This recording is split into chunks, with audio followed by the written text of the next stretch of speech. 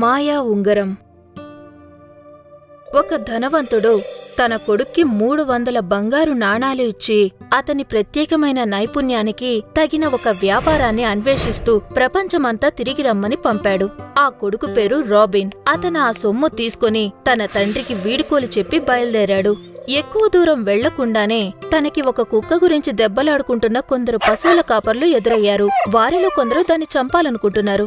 దయచేసి ఆ కుక్కని చంపకండి, దానికోసం మీకు నేను 100 బంగారు నాణాలిస్తాను అని ఆ యువకుడు బతిమిలాడాడు. వాళ్లతో ఒక బేరం కుదిరింది. ఆ అమాయక యువకుడు కుక్కను తీసుకుని తన దారిలో ముందుకు పోయాడు. కొంత దూరం వెళ్లగా అతను ఒక పిల్లి గురించి కొట్లాడుకుంటున్న కొంతమందిని చూశాడు. వారిలో కొందరు దాన్ని చంపాలనుకున్నారు, కాని మిగిలిన వాళ్లు వద్దంటున్నారు. అయ్యో, దయచేసి దాన్ని చంపకండి, నేను మీకు 100 బంగారు నాణాలిస్తాను. దాంతో వాళ్లు వెంటనే ఆ పిల్లిని తనకప్పగించి ఆ డబ్బును తీసుకున్నారు. ఆ యువకుడు అలా ప్రయాణిస్తూ ఒక గ్రామానికి చేరుకున్నాడు. అక్కడ కొంతమంది పాము గురించి దెబ్బలాడటం చూశాడు.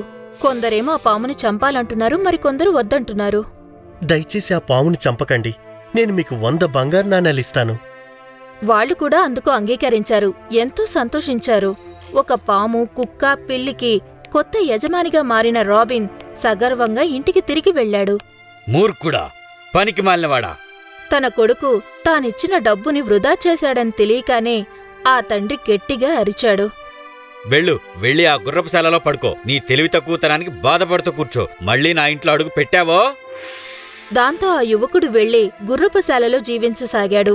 ఆ కుక్క, పిల్లి, పాము అవే తన సహచరులు. ఈ జీవులు అతన్ని ఎంతగానో ఇష్టపడసాగాయి. ఒకరోజు పాము మాటల మధ్యలో తన యజమానితో ఇలా అనింది. నేను బాసిలిస్క్ మహారాజు గారి కుమారుణ్ణి. ఒకరోజు కాస్త గాలి పీల్చుకోవడానికి పుట్ట నుండి బయటికొచ్చినప్పుడు కొంతమంది మనుషులు నన్ను పట్టుకున్నారు. అదృష్టవశాత్తు నువ్వు నన్ను కాపాడేవు, లేకపోతే వాళ్ళు నన్ను చంపేసేవారు. తన కొడుకు రక్షింపబడ్డాడని తెలిస్తే మా తండ్రి ఎంతగానో సంతోషిస్తాడు. ఆయన ఎక్కడుంటారు? వీలైతే నేను ఆయన్ని చూడాలనుకుంటున్నాను. ఓ అవునా, నువ్వు ఒలింపియస్ పర్వతం ఎప్పుడైనా చూసావా?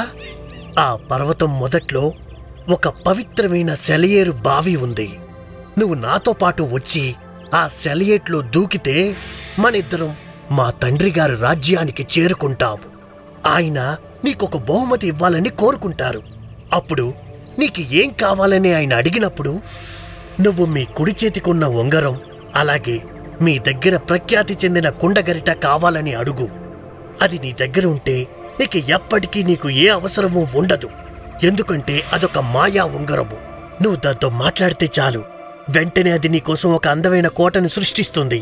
ఇక కుండగరిట నీకు అతి రుచికరమైన తినుబండారాలను అందిస్తుంది. తన స్నేహితులైన ఆ 3 జంతువులతో కలిసి అతను నడుచుకుంటూ ఆ బావి దగ్గరికి చేరుకున్నాడు. పాము చెప్పిన దాని ప్రకారం లోపలికి దూకడానికి సిద్ధమయ్యాడు. అతను తన కుక్క, పిల్లిని అక్కడే ఉండి ఆ ప్రవేశ ద్వారానికి కాపలా కాయమని ఆదేశించాడు. ఆ యువకుడు, పాము సురక్షితంగా తమ గమ్యానికి చేరుకున్నారు. తమ రాకని బాసిలిస్కా మహారాజుకి తెలియజేశారు. వెంటనే ఆ రాజుగారు వచ్చి తన కొడుకుని కౌగిలించుకున్నాడు. కొత్త వ్యక్తికి వందనాలు చేస్తూ తన రాజ్యంలోకి ఆహ్వానించాడు. నాగలోకానికి స్వాగతం యువకుడా.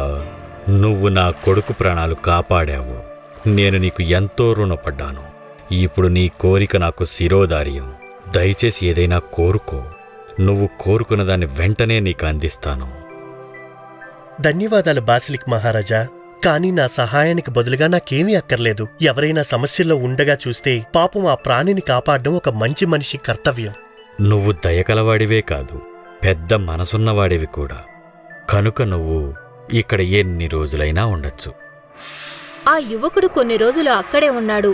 ఆ సమయంలోనే తమ కుమారుణ్ణి తిరిగి అక్కడికి చేర్చినందుకు మహారాజుగారు కృతజ్ఞతతో గుర్తుగా రాజుగారి కుడిచేతి ఉంగరం, కుండ, గరిటను బహుమతిగా అందించారు. తర్వాత పైకి తిరిగి వచ్చాడు. పైన నది దగ్గరికి చేరుకొని అక్కడ తన కోసం ఎదురు చూస్తున్న తన స్నేహితులు కుక్క, పిల్లిని కలుసుకున్నాడు. తర్వాత వాళ్లు ముగ్గురూ కలిసి నడుచుకుంటూ నది ఒడ్డుకి చేరుకున్నారు. అక్కడ వాళ్లు ఆ ఉంగరం, కుండ, గరిటెల మాయాశక్తిని పరీక్షించాలనుకున్నారు. వ్యాపారి కొడుకు ఆ ఉంగరంతో మాట్లాడాడు. వెంటనే ఒక అందమైన ఇల్లు, బంగారు జుట్టు కలిగిన ఒక అందమైన రాజకుమారి అక్కడ ప్రత్యక్షమయ్యారు. అతను ఆ రాజకుమారిని పెళ్లి చేసుకున్నాడు. వాళ్ళిద్దరూ తమ సొంత రాజ్యాన్ని స్థాపించారు.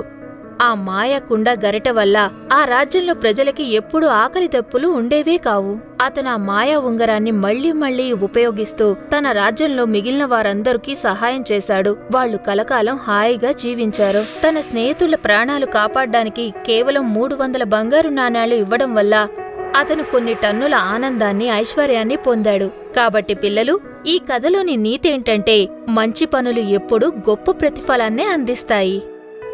శుభం.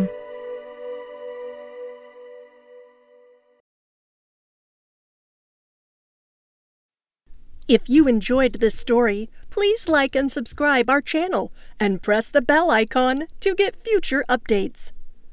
And don't forget to comment.